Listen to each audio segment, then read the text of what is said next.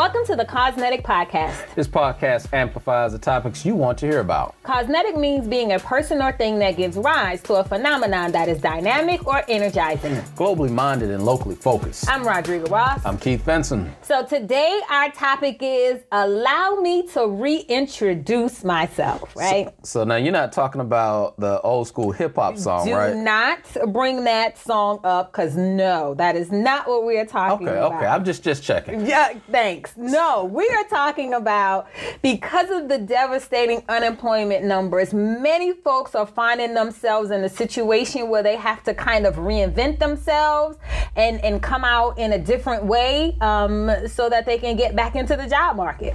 Yeah, right now it's forcing people to take a look at themselves in a way that, man, what do I do now? Mm-hmm. I am either furloughed or I may be laid off. And so how do I now get ready to come back out of COVID to go back into the workforce? Because what we're learning right now is our workforce looks very different. Very different. And the other thing that we're noticing is that it really depends on what stage of your career you were in when you started experiencing possible layoffs or furloughs. And that'll kind of help determine what your next step should be so that you can reintroduce yourself. So we're having to modify our identities as we go throughout life. There's a study that was done at the University of California, Berkeley, and it's called the Mills Study.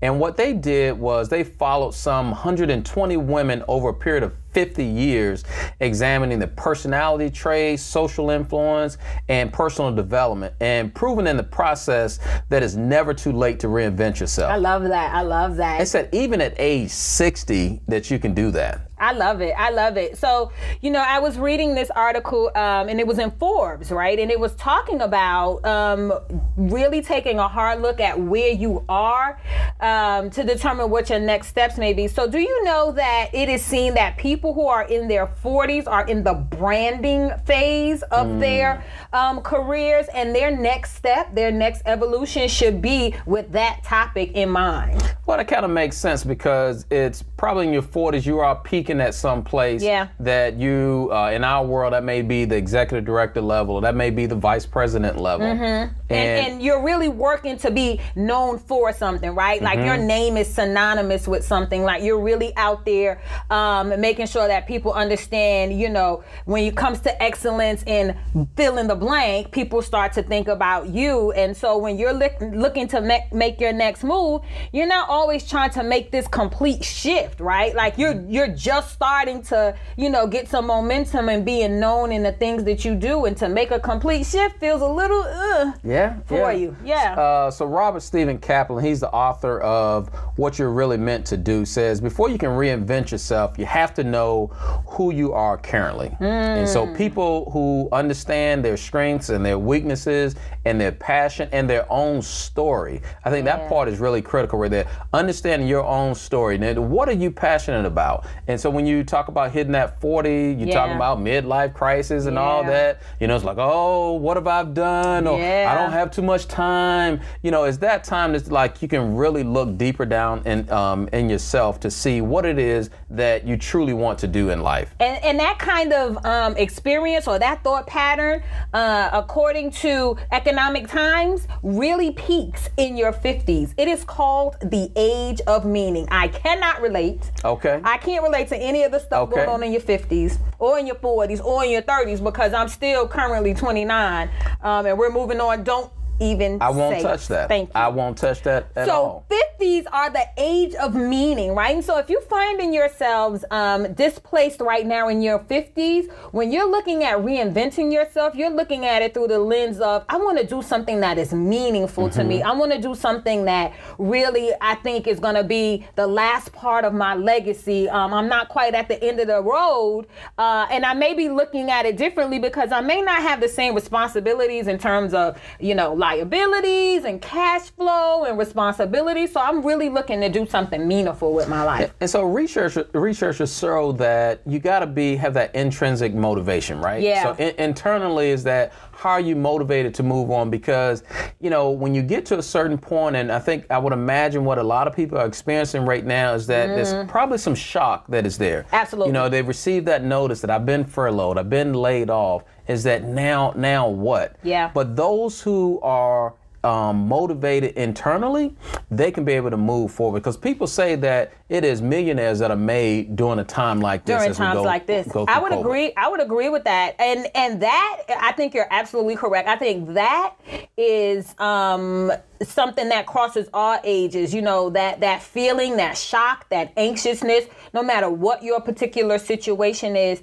And you know, Healthline has a whole list of things that you can do when you're feeling the anxiety and the pressure of reinventing yourself, so you can kind of settle in to get to the good stuff, which is actually reinventing yourself. Things like lighting candles and exercising and writing down the things that are causing you anxiety. They had something on their list that I thought was so funny, and I don't know why, but it was chew gum.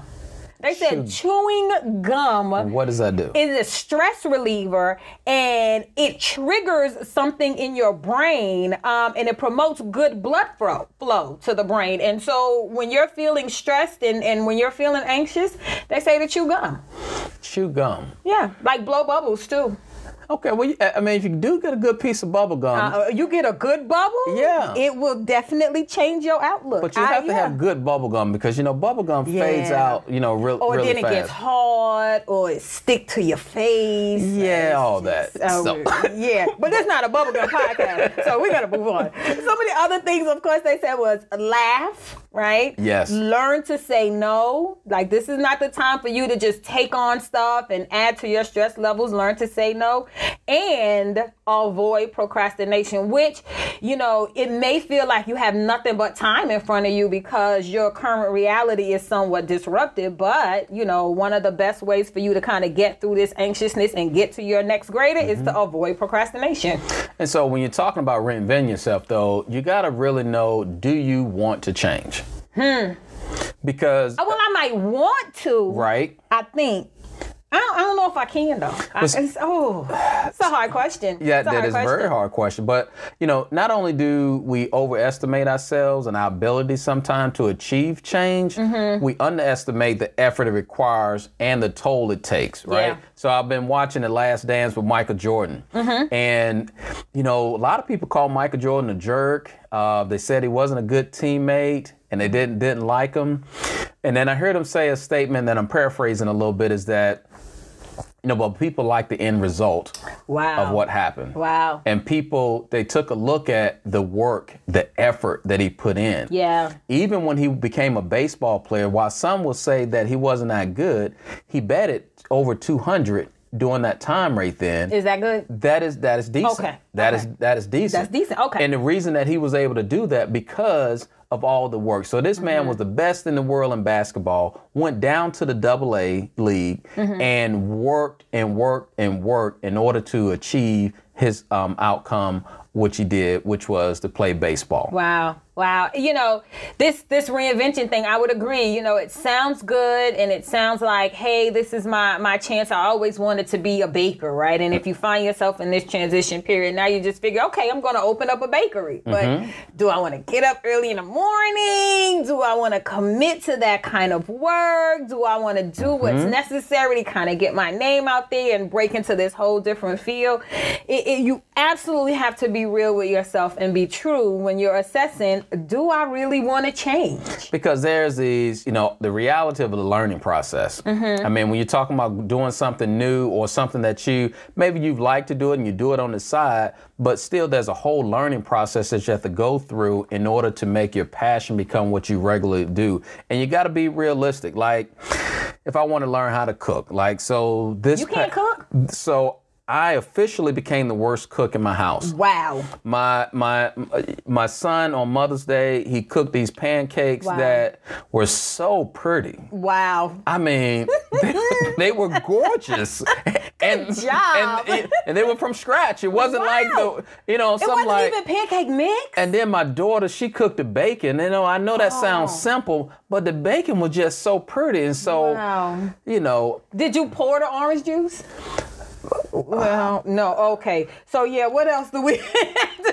Because clearly cooking is not your true thing. learning process that it's going to take me a long time before I exceed anybody in my household in cooking. Yeah. And if you think about it though, and you really are true to yourself and you ask that question, do you want to change? It is perfectly fine if you don't. If you feel like you found your passion and you found the thing that you want to do and this is what you feel like you were called to do, if you find yourself in this transition, then figure out how you can continue to do that.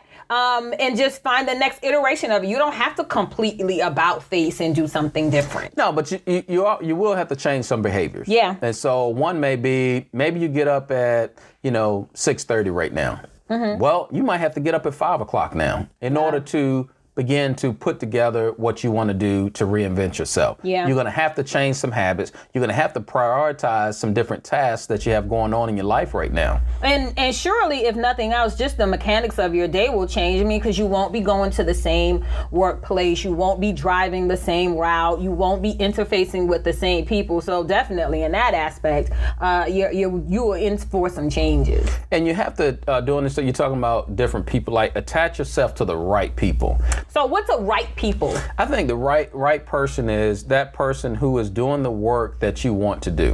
Mm-hmm. And so how do you find those individuals? Mm-hmm. For me, I'm a LinkedIn person. I utilize LinkedIn to the fullest in different ways to connect people. Mm-hmm. But there also may be other people that's in your network. You have to continue to help reach out and ask people for that help so that you can find out who that right person is that's in that area of passion that you want to go into. And my grandmother, so I'm good for a grandmotherism, yes. Right? My grandmother is just so wise. She used to say a closed mouth does not get fed. And what that means is you have to talk about who you want to meet, what kinds of things you would like to do, what areas that you're trying to get more involved in. You have to be willing to volunteer in those spaces, get in proximity of that work. There's this whole idea of 6 degrees of separation, right? Yeah. Like everybody is about 6 people away from their ultimate. And to some degree, I believe that is very true. Oh, yeah. And putting that out in the world and talking to people that you know in your network and telling them what you want to do is also another great way of getting in proximity of people who are doing the things that you aspire to do. And again, I use the LinkedIn as an example. I mean, that's truly one that when you see a person, all you have to do is type in a message and just say hello and introduce yourself. I will say too, LinkedIn is very different than most other social media mediums because LinkedIn, because it is that business platform and the expectation is that random people who you do not know will reach out to you. Right. Folks are really forgiving in that aspect. Like they really accept requests quickly. They'll look over your profile. They'll engage. They'll answer questions. And you don't always see that kind of trust, for lack of a better word, on some of these other platforms where people are a little more closed off and they only kind of interface with their networks or people they know or stuff like that. So I would agree LinkedIn is a great place to just get out there and meet people that you probably wouldn't have cause to interface with otherwise, especially if they're in a whole different geographical space than you. Yeah, and when you're talking about reinvention at this critical point in your career, again, that may be if you're furloughed, that may be if you're laid off. That just means that, this is a time for change. Mm-hmm. Like, don't succumb to self-pity. Yeah. Be willing to bet on yourself. Mm-hmm. Like, if you really believe that you want to go after something, go for it. I think about my wife. My wife is an engineer by trade, but man, when she found her happy place, which was in education, she went back to school. She went from engineering degree to MBA. Then she began to teach at the college, and now she's a professor. I saw this whole shift going from drawing, lines on a piece of paper to now being in front of folks and being just lively and being passionate about what she wants to do. Excellent. I mean, there is something about when you find that sweet spot between doing what you do for a living and doing what you love. But, as you were saying that, I was just thinking too, you may not necessarily have to even be laid off or furloughed in this time. Like many of us are just experiencing our work life very differently than it existed before. Like we're being being tasked with doing things that we didn't do before because the workforce has shrunk, or we're being moved into spaces that we never really had to interface with because there are less of us to kind of get the work done. And I think some of these tactics still